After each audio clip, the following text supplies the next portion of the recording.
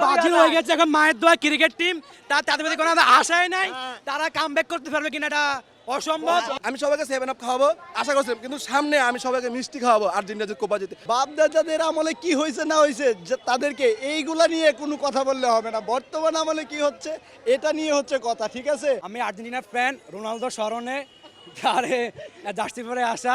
গত ম্যাচগুলোতে খেলা দেখাইছে আর্জেন্টিনা, না জিতলেও কোনো সমস্যা নাই, একদম অন্তর শান্তি হয়ে গেছে।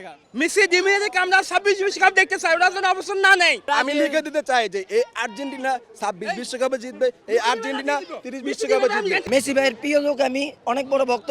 মেসি ভাই বলেছে যদি কোপা চ্যাম্পিয়ন হতে পারে মেসি ভাই আটানজা ডি মারিয়া বাংলাদেশে আসবে খুবই শীঘ্রই। লিওনেল স্কেলোনি খুবই ঘোষণা দিয়ে দিয়েছে এই কথাটা।